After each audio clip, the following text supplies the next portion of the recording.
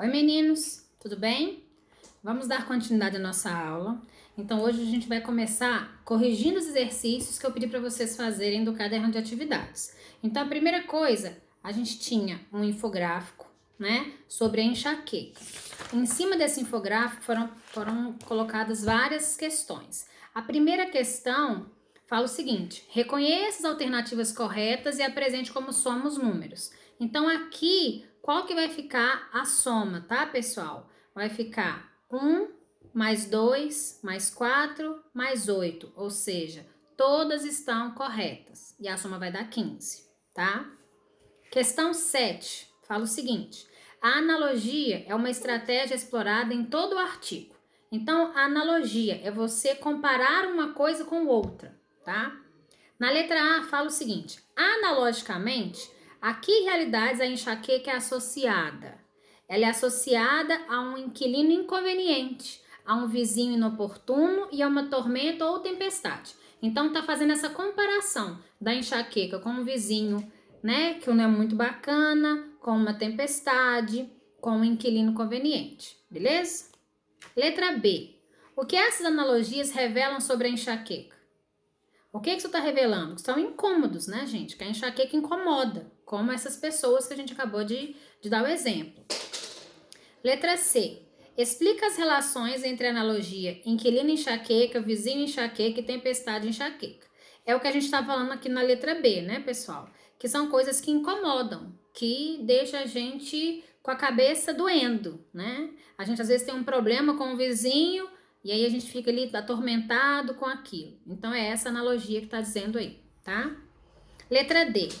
Aqui os remédios para a enxaqueca foram analogicamente associados. Então os remédios foram associados ao quê?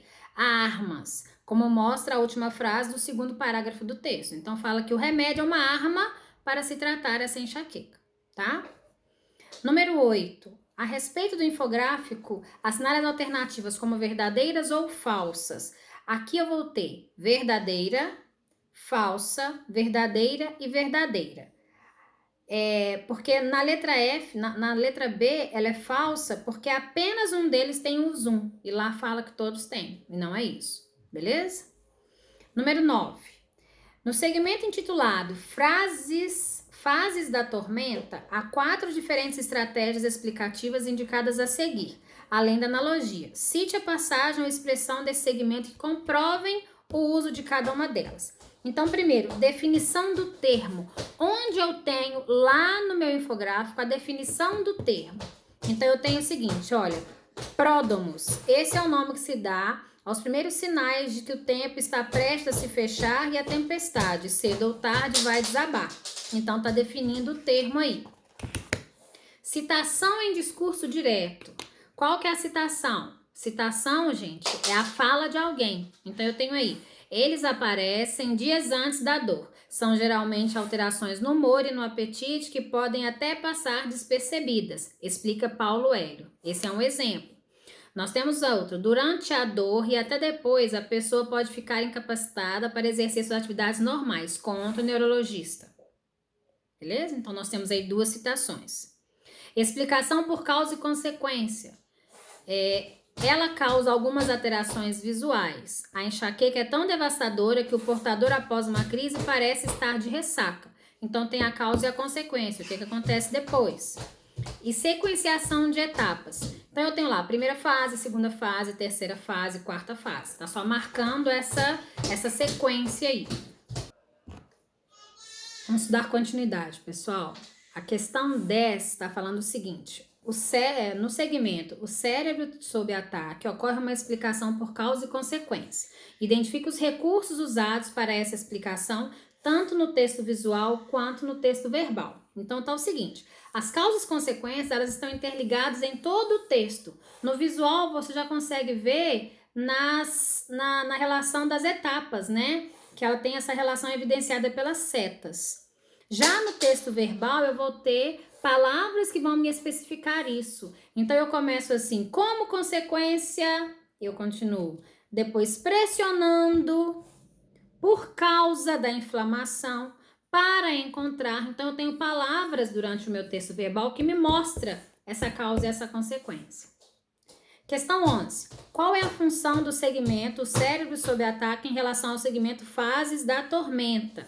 Pessoal, o cérebro sob ataque, ele desenvolve e detalha a terceira fase, que é a tormenta, tá? Então, essa é a relação do segmento.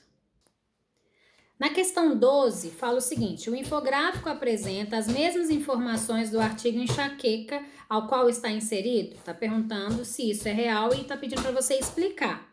Então aqui, gente, está querendo que você entenda o seguinte: o infográfico, ele não quer repetir nem resumir as informações do artigo, e sim complementar. Então, sendo assim, ele apresenta ao leitor os dois processos. Então, um texto complementa o outro, tá? A 13, gente, a última questão, era para você fazer um texto pegando esse infográfico, retextualizando para fazer um texto expositivo, um texto explicativo. Então, nesse caso, não tem como fazer a correção aqui agora, mas a gente ainda vai fazer essa correção, combinado? E agora, gente, para a aula de hoje, qual que é o meu pedido para vocês, tá? No livro, a gente ainda tem as questões 28 e 29 para serem feitas. Então, a primeira atividade é fazer essas duas questões. E o que está dizendo aqui? Aqui está dizendo justamente sobre os gráficos, que eu já falei com vocês na aula passada. Nós temos infográficos e nós temos gráficos. Os gráficos, eles também auxiliam, eles também complementam um texto expositivo. Então, aqui você vai analisar o gráfico e responder as questões. Somente isso, tá? Só que para mais, o que vocês vão fazer para mim? Eu liberei para vocês, lá no estudo.com, tem uma proposta de produção de texto.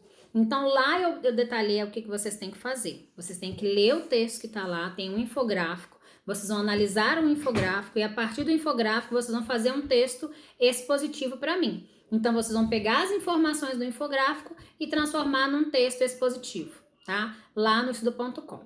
Combinado? Então, para essa semana é isso, pessoal.